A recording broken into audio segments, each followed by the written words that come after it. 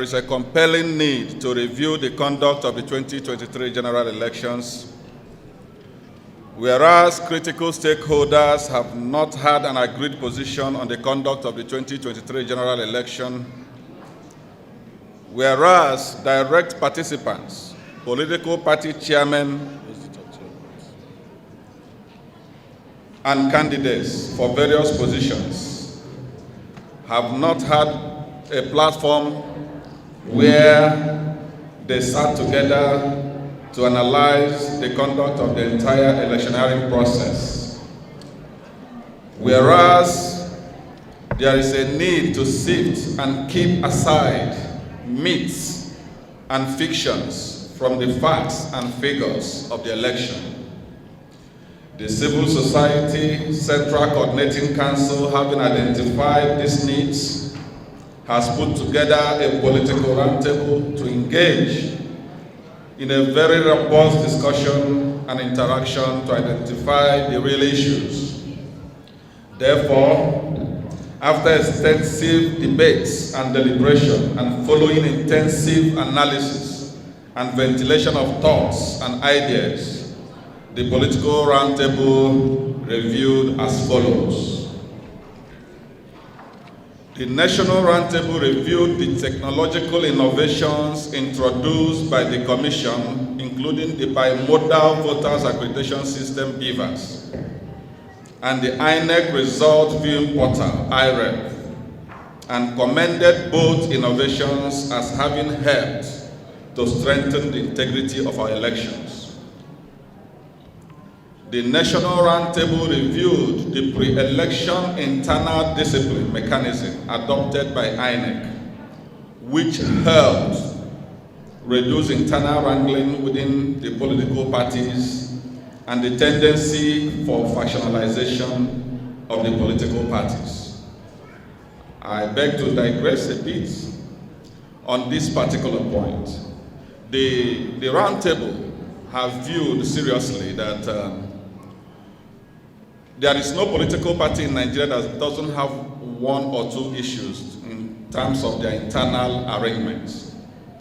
However, we are calling on the man at the saddle of the seat of INEC to make sure, just like he have already started prosecuting Rex, who made the mess of the election, for example, in Adamawa State, to also narrow down their eyes on the staff of the Commission that have decided to play a role of politicians instead of civil servants. It's time to shake and reshuffle the system in the Commission so that those staff that are causing confusion in the Commission can be weeded out. Having said that, the National Roundtable reviewed the pre-election process by the political parties and agreed that political parties and political actors were responsible for the vast majority of the tension and concerns about the election, and INEC conducted itself creditably in this area. The National Roundtable reviewed the preparation and pre-election logistic deployment by INEC and agreed that the Commission was punctual in meeting up and completing all its activity checklists on schedule, including logistic deployment of non-sensitive and sensitive materials.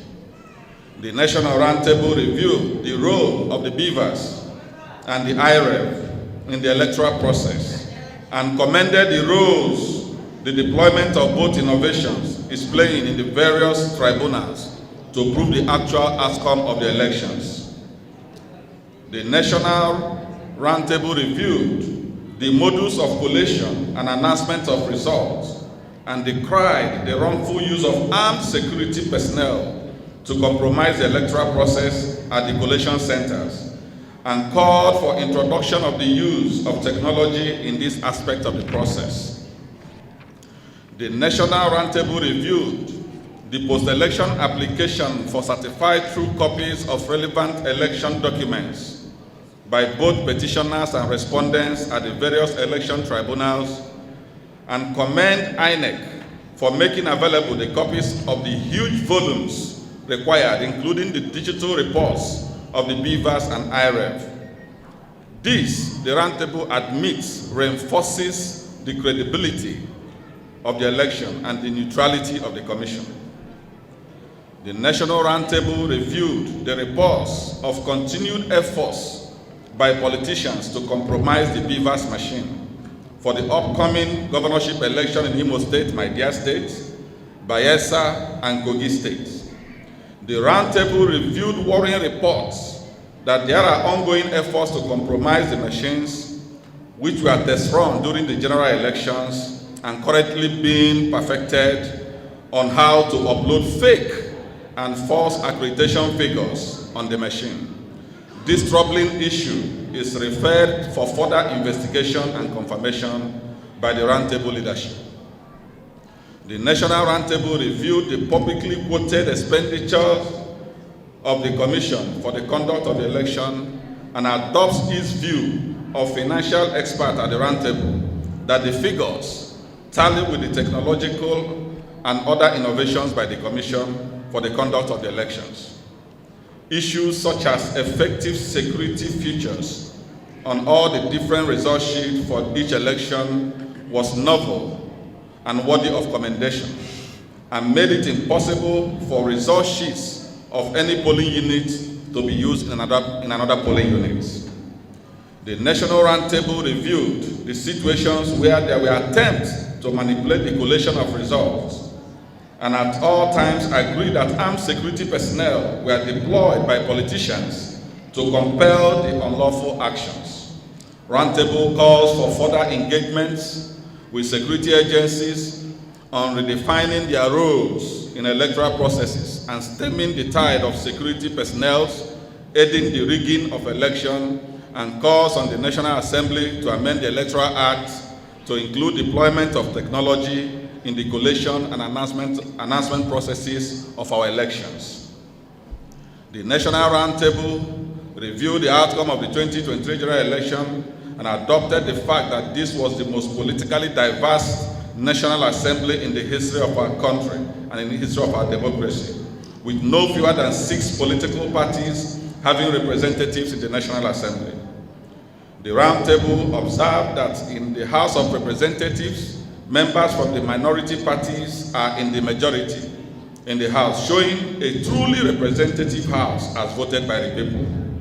The Roundtable agrees that this speaks directly to the integrity and credibility of the election and commended the Commission for performing well in this regard.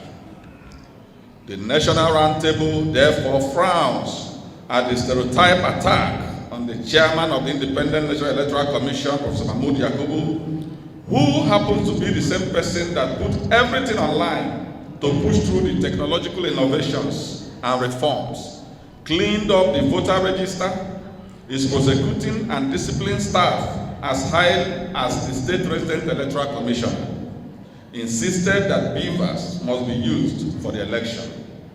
The Roundtable views the attack as expression of ill will being and done in bad faith to achieve objectives which may not be noble. Roundtable plays the role of some local civil society organization on this unpatriotic and selfish report, which was presented without proper consultation of the Nigerian civil society and thus presented the community in a very bad light. The National Roundtable criticizes the election observation report of the EU, which falls below standard of any report by any credible agency on election observation mission. The Roundtable wondered how the EU could rely on the report of few observers deployed in a handful of urban centers, be representative of the over 180,000 polling units in the country. The National Roundtable therefore frowns at the call for the removal of the INEC chairman from office and unanimously rejects the call as being self-serving, myopic, and a setback to gains made in the electoral processes. The National Roundtable believe that for INEC to be truly independent, the appointment and removal of the leadership of the Commission should not be at the whims and caprices of the executive, and that until approval of the National Assembly is sought and obtained, the chairman of INEC cannot be removed. The National Roundtable, having analyzed the pre-election, election day, and post-election outcomes of the elections, and without prejudice to the ongoing petitions at the tribunals, gives INEC a pass mark and unanimously passes a vote of confidence on the chairman of the commission. The 2023 election witnessed logistics challenges, undeniable logistic challenges, and there are no pretensions about that.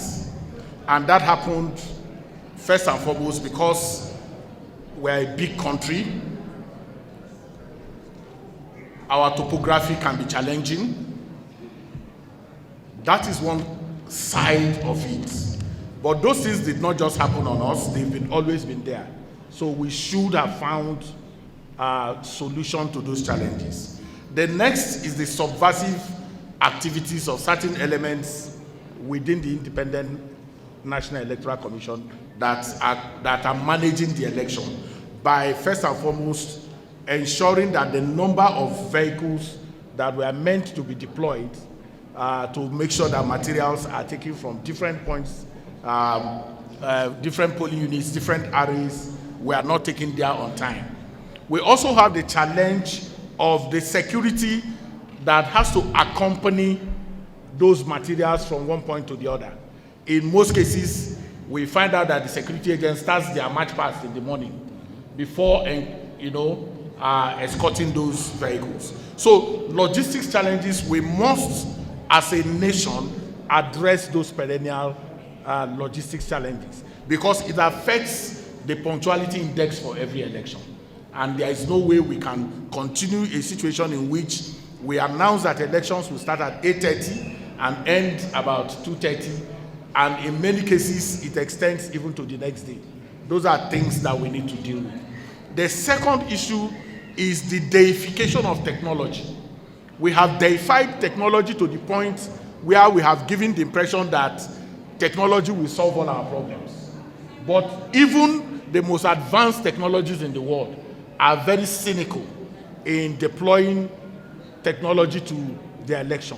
But for the 2023 election, we must segment the different ways in which we deploy technology. And that is perhaps the challenge that quite a lot of people have. The technology that was used for 2023 election was a cost-saving technology. Cost-saving because it is the same machine that was used for voter registration, that was used as BVAS, that was also used as IREF. Ordinarily, what then will have happened is that we will have bought data capturing machines the way we did in previous elections, and then, spend that huge amount of money buying laptops all over the country. That money was saved by the IVET. And that is not coming out in discussions that 2023 election was one in which money was saved for the country through the deployment of technology. The second part of this is that this same technology was used for accreditation and voting. And every report that you have seen, both positive and negative reports, have indicated that the BVAS worked 98% in the places where it was deployed. And my simple understanding of grading in scores is that if you have 98%, that is an excellent score. But what has happened is that many people have ensured that that part that the voting and accreditation went on in 98% of does not come to public space.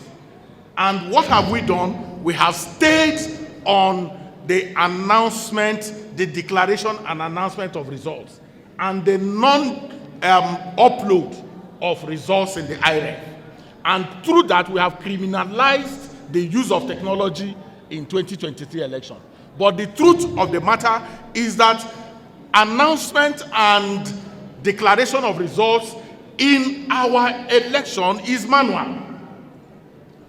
It is manual because Form EC8A is given to party agents and also given to the security agents.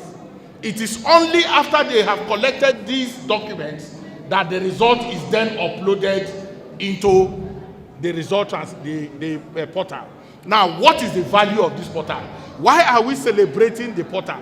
We are celebrating the portal because in previous elections, if you are a researcher in Nigerian election, you cannot find any result in the cloud from 2003 to 2015. You are not likely going to find the result of elections in the cloud in Nigeria. But in 2019, with all the weaknesses that we saw in the transmission of results, today, anyone who is researching Nigerian election can find some results in the cloud. That is a positive. So technology failed in one place, which is the non-timely upload of results, but it does not fundamentally affect the whole process of election result management. And that is key in understanding how technology failed in 2023. We also have to know that for the country to make quick progress in elections, there are 2 or 3 institutions that we need to engage more forcefully than we have been doing. I have said it repeatedly that 90% of the time after election, we descend on the Independent National Electoral Commission. Rightly so at times. But the truth is that without the efficient security provisioning, we are not going to have elections right. Today, we are outsourcing the whole idea of election offenses to something that is not created. We are still talking about Electoral Offenses Commission that is yet to be created. And we have given the security agencies comfort in doing their work to ensure that slap that is given to somebody on election day is not going to be treated as slap that is not already in our constitution. The laws are broken when that happens. The final and most important institution is the judiciary. Today, the chairman of this session, Barrister Ken, talked about sanctions for INEC officials who are complicit in the places where they have made elections, subverted elections. But the truth is that who has found out that those who have been sanctioned by INEC have been recalled by the industrial court? Many of them have been asked to be replaced by the industrial court. With this fear, with this disorder, which even American Association of Psychological Groups say happens all over the world, you can imagine in Nigeria where you have a combination of election tension, security tensions, ethnic tensions, and religious tensions put together. Somebody was wondering, will INEC conduct that 2023 election? All of you were all perplexed about whether it was going to happen or not. Eventually, the election took place. For me, it is the first mark to score. That under that very troubling time that INEC was able to pull that election through is a kudos for me as a former insider. If I stretch it beyond that, you will ask yourself, how many African countries, how many developed countries will, under the present condition, pull out such an election despite identified challenges? That is where I will come from. Number 2, we all know that election is not just that day you go and vote. There are build-ups to the day you go and vote. And the build-ups are so much important like the day you vote. Therefore, if you want me to assess the work, for us who have been on the saddle, I sleep in the office a week before the election, because if you step out, something can go wrong. It doesn't happen in any country. Yet, at the end of that election, you will get barrages of criticisms and frustrating comments as if you did nothing. One, I'm sure that most Nigerians have not been exposed to most of the laws that guides everything that the Election Administration Agency do before the elections. Take for instance the voter registration exercise. It became continuous voter registration exercise under Mahmoud Yakubu instead of the usual ad hoc registration, which we normally have 1 month, 2 months before the election. That is a step forward. Beavers, as far as I'm concerned, is the greatest revelation of our time, and it was introduced by INEC while I was there. I was part of the group that actually went through the turbulent period of appraising whether it will work or not. There were situations where they said, no, there are certain locations in the country it could not work.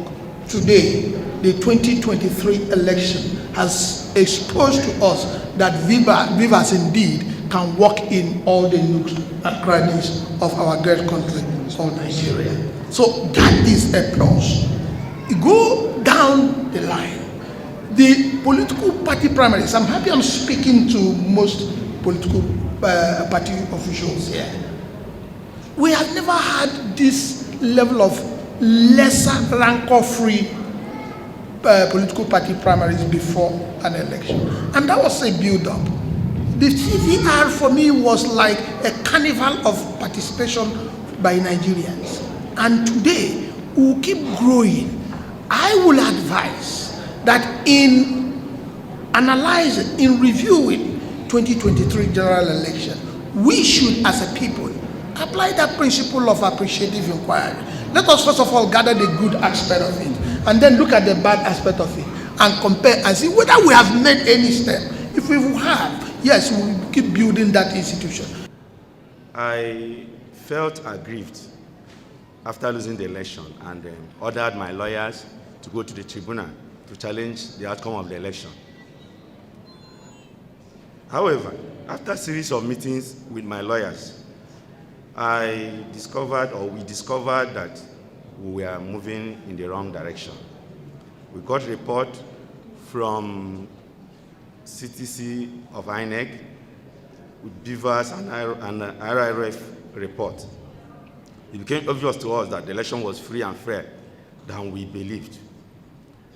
Yes, there might be issues regarding the conduct of the last election, but however, standard of checking if the elections was free and fair or if there were massive rigging is the standard of substantial compliance and substantial non-compliance with the provision of the law and the Constitution.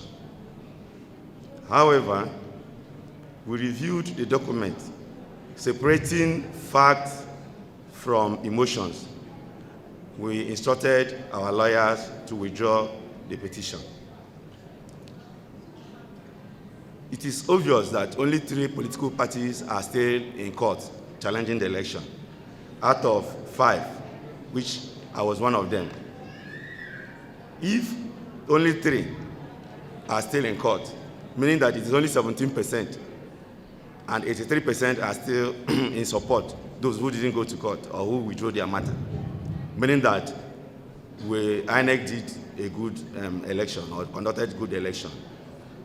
On that note, we endorse, I and my party, Action People's Party, APP, we endorse INEC. And the issue of the moment now is the credibility of 2023 general election. I am of the view, though I'm not here to press anybody, but I'm of the view that the elections we had 2023 is one of the most credible elections ever held in Nigeria. And I'm not surprised because, like I said in my introduction, being 2 times national chairman of Inter-Party Advisory Council, I know what had gone on between political parties,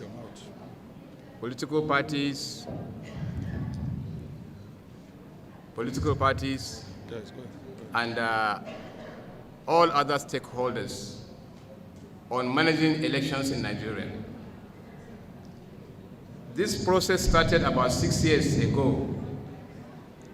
6 or 5 years ago when Professor Mahmoud came on board as the chairman of INEC.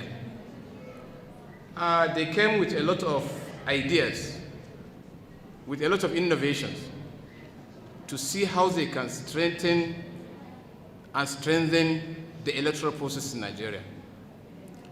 Before the introduction of card reader, elections were terrible. People were snatching boxes, doing a lot of things, changing strategies, and what have you, just to do things in their own favor. These things were minimized when card reader was introduced. Card reader was not introduced by Professor Mahmoud Yakubu, but when he came, he decided to improve on the card reader. That is why they came up with what we have today as beavers. And beavers performed far, far better and credible than the card reader. The issue of snatching boxes stopped. Issue of changing result sheet all stopped. And the reason why I am more convinced this time around that this year's election is the most credible election is because of two things. One, if you look at the participation of political parties in our assemblies, in National Assembly, out of 18 political parties, we have 8 being represented in the House of Senate and the House of Representatives. And we have 9 political parties in these various state assemblies. We have never had it this way. Even when we had 92 political parties, there was never a time we had more than 3-4 political parties in any of the assemblies. I'm sorry, please, I have to give this record to allow things to go straight. Sorry, please, sir, we do not have a lot of please, sir. Just conclude so that we round off, sir. So I want to conclude by saying that the elections of 2023 is rated by political parties. We had a meeting today at our IPAC level, and we have agreed, about 75% of us, or 80, agree that the election result, the election conducted 2023 is the most credible election. Preparatory to that election, a lot of us had put in a lot to that election to ensure that we had the kind of results. We depended a lot on technology, and we lost sight of the fact that technology is not 100% sailed through. So we had that issue, and I'm happy that INEC itself has also recognized and identified that that happened. Not only that INEC recognized that that happened, INEC also recognized the fact that its own staff contributed to undermining the process. And we commend them for being proactive enough to begin to prosecute those staff. As we all know, the suspended Resident Electoral Commissioner of Adamawa State is under prosecution right now, run by INEC.